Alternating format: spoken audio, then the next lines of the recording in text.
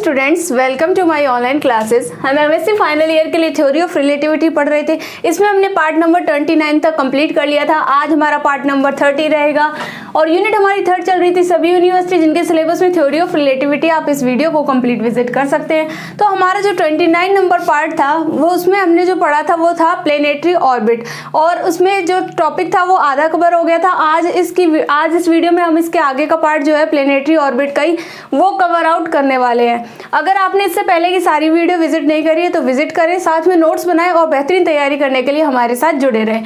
तो अब देखिए, प्लेनेटरी ऑर्बिट जो था उसमें हमने क्या करा था कि हमारे पास में कोई एक सन था,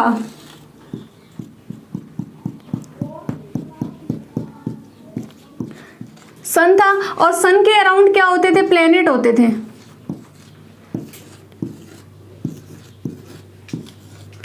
ये मूव करते थे प्लेनेट सन के अराउंड, जो ग्रेविटेशनल फील्ड है उसमें। तो उसके लिए हमने जो इक्वेशन फाइंड आउट करनी है वही हमारी क्या है, प्लेनेटरी ऑर्बिट है। लेकिन जो लास्ट इक्वेशन जहां आ गई थी हमारे पिछले पार्ट में, पार्ट नंबर 29 में, तो वहां उसके आगे से हम इसमें सॉल्व आउट करेंगे। अब देखो, अगर आपने पार्ट नंबर 29 विजिट नहीं किया तो आप पार्ट नंबर 30 मत देखना, पहले पार्ट नंबर 29 विजिट करना, तभी आपको पार्ट नंबर 30 समझ में आएगा। तो देखो हमारी कहाँ तक इक्वेशन आ गई थी, वो उसके आगे हम सॉल्व आउट करेंगे।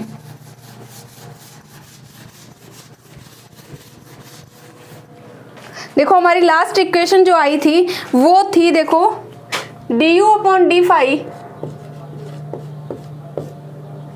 का whole square dot h square plus h square u square e की पावर माइनस लैम्डा माइनस के स्क्वायर प्लस e की power minus lambda is equals to 0। ये इक्वेशन आ गई थी हमारी।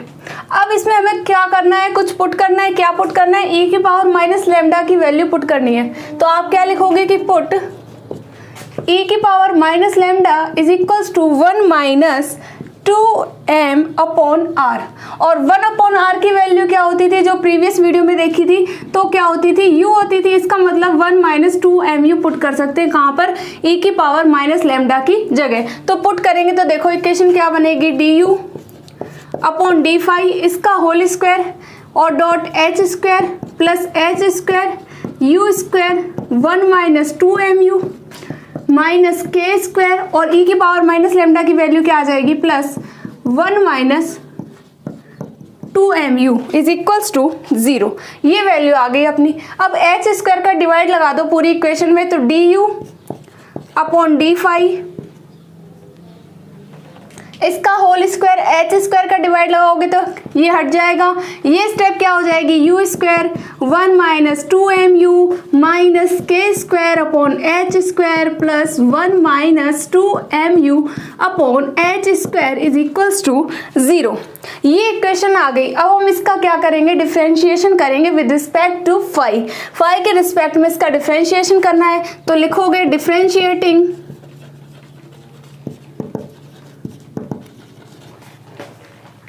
With respect to phi. Phi के रिस्पेक्ट में इसका करेंगे तो क्या हो जाएगा, इसका बताओ, 2 du अपॉन डी फाई।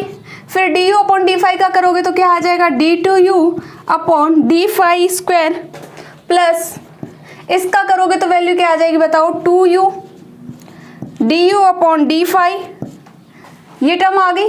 फिर इसका करोगे बताओ क्या आ जाएगा, u स्क्वायर तो है ही आपका, मल्टीपल करने पर u स्क्वायर तो क्या हो गया, 2u du upon d phi. u square का इधर मल्टीपल करोगे तो ये क्या हो जाएगी, u की क्यूब और 2m हो जाएगा। ये स्टेप बनेगी। इसका करेंगे तो वैल्यू क्या आएगी, बताओ, माइनस 6 और mu स्क्वायर, और u का करोगे तो du अपॉन डी फाई। फिर क्या आ जाएगा आपके पास में, देखो, माइनस के square upon h square as a constant. इसका मतलब इसका तो होगा नहीं। अब देखो 1 minus 2mu upon h square है, इसमें 1 अपॉन एच स्क्वायर कॉन्स्टेंट है, इसका नहीं होगा। 2mu अपॉन एच स्क्वायर है, इसका होगा ना। तो वैल्यू क्या आएगी, बताओ, 2m अपॉन एच स्क्वायर हो जाएगा। और u का करोगे तो क्या आ जाएगा, du upon d phi is equals to 0। ये इक्वेशन आ गई अपनी। अब देखो सभी में du upon d phi, du upon d phi, du upon d phi, du upon d phi common है। 0 में भेज देंगे तो ये वैल्यू क्या आ जाएगी आपकी, देखो, 2 d2u upon d phi square plus 2u minus 6mu square minus 2m upon h square is equals to 0। ये वैल्यू आ गई अपनी। अब देखो 2 भी आ रहा है ना कॉमन, 2 का भी डिवाइड लगा दो, तो देखो इक्वेशन क्या बनेगी, d2u upon d5 plus u minus 3mu square और माइनस क्या आ जाएगा m upon h square is equals to 0। ये इक्वेशन अपनी आ गई। अब इन दोनों टर्म को 0 के इक्वल ले जाओ, तो ये इक्वेशन किस फॉर्म में आएगी, देखो d2u upon d5 plus u is equals to क्या हो जाएगा बताओ, m अपॉन एच स्क्वायर हो जाएगा, प्लस क्या आ जाएगा 3mu स्क्वायर आ जाएगा। ये इक्वेशन आ गई। यहाँ तक इक्वेशन हमारी सॉल्व आउट हो गई। आप सभी लोग इसका स्क्रीनशॉट ले लें। स्क्रीनशॉट आप लोगों ने ले लिया होगा। अब हम इसके आगे क्या करेंगे, एक इक्वेशन लेके चलेंगे प्लेनेट की, उससे इसका कंपेयर करेंगे, तो हमारी जो तुलना करने पे जो भी वैल्यू फाइंड आउट होगी इसको हम रिजल्ट को लिखेंगे। अब यहीं पे कर लेते हैं। इसके आगे देखो, इसके आगे लिखना this equation represent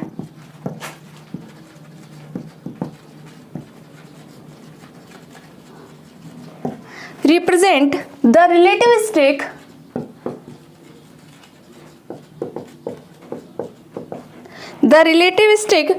differentiating equation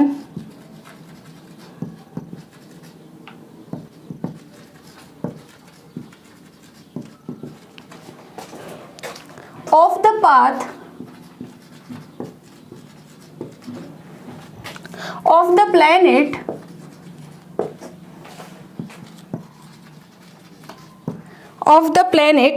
comparing this equation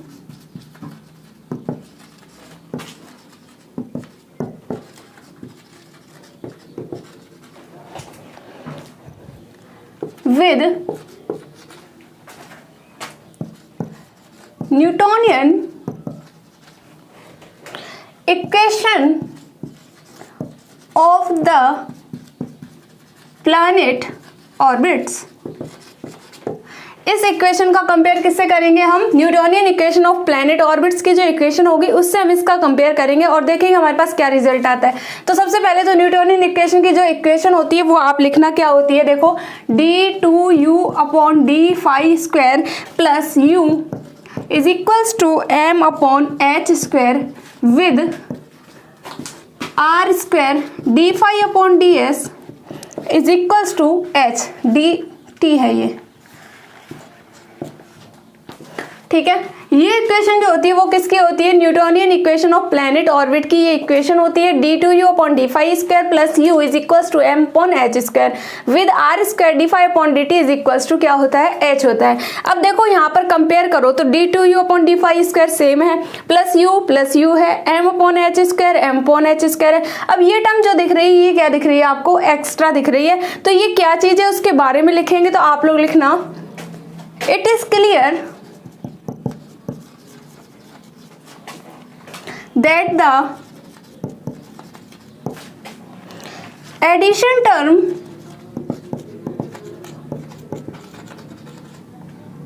(3mu square) क्या चीज है देखो, is known as relativistic effect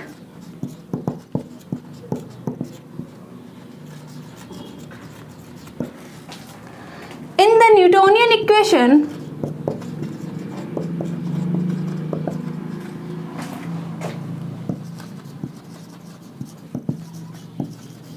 of the orbit of the planet। ठीक है, तो ये जो आपकी जो एडिशनल टर्म है 3mu square is known as the relativistic effect in the Newtonian equation of the orbit of planet, यानी एक रिलेटिविस्टिक इफेक्ट को शो करता है कौन सी इक्वेशन में, न्यूटोनियन की इक्वेशन में ये एक्स्ट्रा टर्म है। अब देखो क्या करेंगे, हम कुछ कंपेयर करेंगे किस किस का, 3mu स्क्वायर का और साथ में आ जाएगा आपका m अपॉन एच स्क्वायर का, इन दोनों का हम कंपेयर करेंगे। तो आप सब लोग लिखना इसमें the ratio of the additional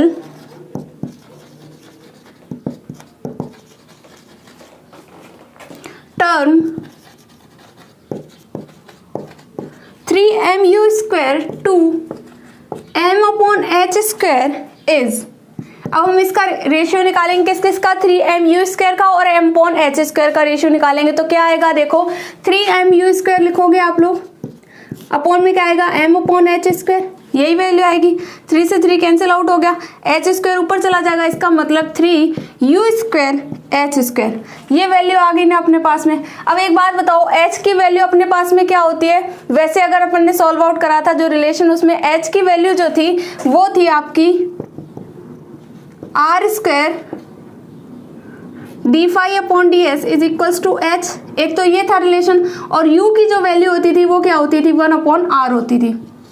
ये तो अपने पास में रिलेशन वैल्यू होती थी, r² d∅/ds की वैल्यू h, u की वैल्यू 1/r।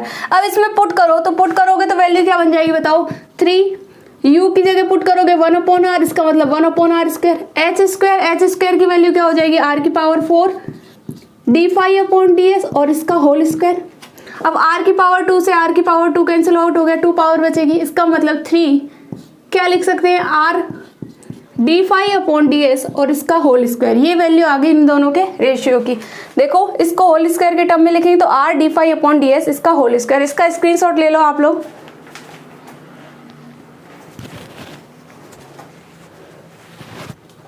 स्क्रीनशॉट आप सभी ने ले लिया होगा। अब देखो क्या करेंगे, इसके आगे देखो ये जो अपने टर्म आ गई, ये 3 टाइम्स दिख रही है ना इस टर्म के, और ये क्या होती है आपकी ट्रांसवर्स वेलोसिटी होती है। तो इसका मतलब इन दोनों का जो रेशियो आया है वो ट्रांसवर्स वेलोसिटी का कितना टाइम आया है, 3 टाइम आया है। तो इसके आगे थोड़ी सी थ्योरी है, फिर ये टॉपिक कंप्लीट हो जाएगा आपका। तो लिखना इसमें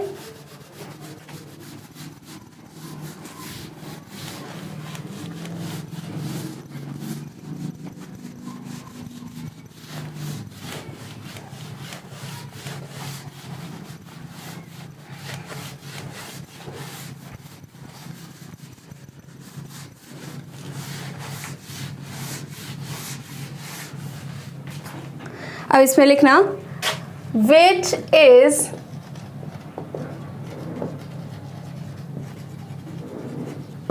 three times the square of the transverse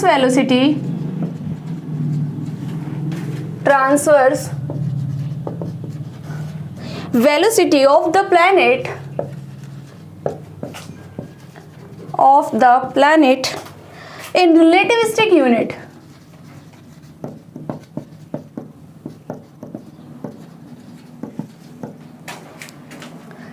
अब ये इक्वेशन जो आई है वो क्या दिख रही है, जो ट्रांसफर वेलोसिटी है उसका 3 टाइम है। अब ये तो फॉर्म अपनी सिंपल फॉर्म है, अगर इसको हम वेलोसिटी ऑफ लाइट की टर्म में लिखना चाहें तो कैसे लिख सकते हैं, तो आप लोग लिखना इसमें in terms of the speed of light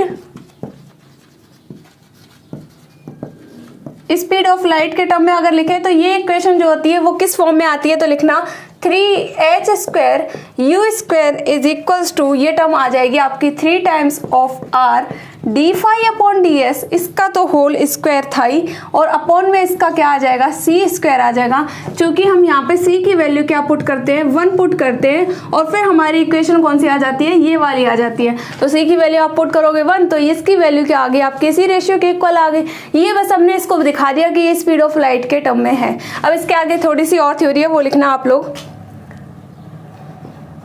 For ordinary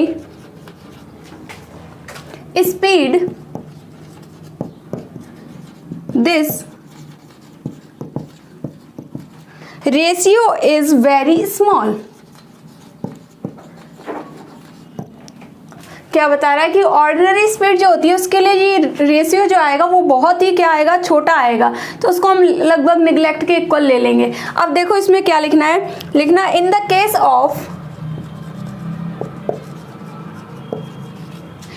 case of earth motions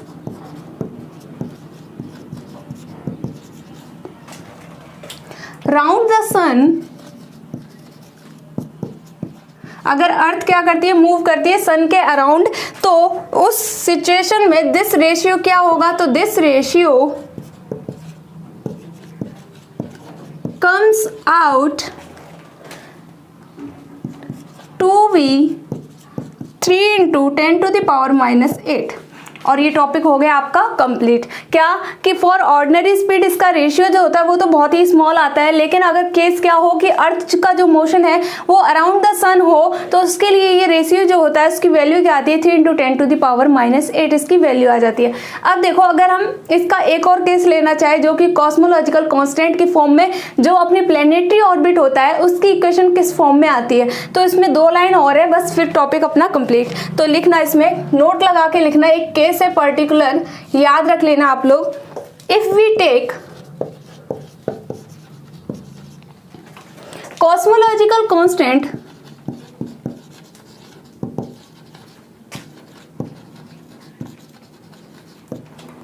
cosmological constant को शो करते हैं ऐसे, याद रखना आप लोग, ये क्या है, कॉस्मोलॉजिकल कांस्टेंट है। देन e की power minus lambda is equals to e की power v is equals to 1 minus 2m upon r minus cosmological constant r की पावर 2, इसको 2 करना, r की पावर 2 अपॉन 3, और इसके आगे लिखना and the orbit of the planet is given by the equation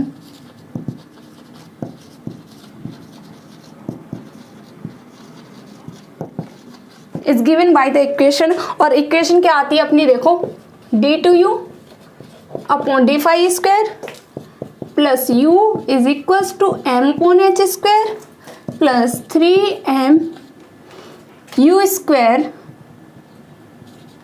minus cosmological constant h square u की power 3। ये एक पर्टिकुलर केस है, क्या है देखो, if we take cosmological constant, इससे शो करते हैं, ठीक है। देन e की power minus lambda is equals to e की पावर v, और इसकी वैल्यू जो आती है वो आती है 1 माइनस 2m अपॉन में r minus cosmological constant r square by 3, और जो ऑर्बिट की जो इक्वेशन होगी प्लेनेट की वो किस फॉर्म में आती है, तो d2u upon d phi square plus u m upon h square plus 3m u square. तो देखो इतनी जो वैल्यू थी ये किसकी थी, आपकी प्लेनेटरी ऑर्बिट की थी, लेकिन जब इसका पर्टिकुलर केस क्या लिया हमने, कॉस्मोलॉजिकल कांस्टेंट का लिया, तो एक स्टेप एक्स्ट्रा आ गई और वो क्या आएगी, minus cosmological constant upon h square u की पावर 3। तो आप सभी लोग इसका स्क्रीनशॉट ले लें।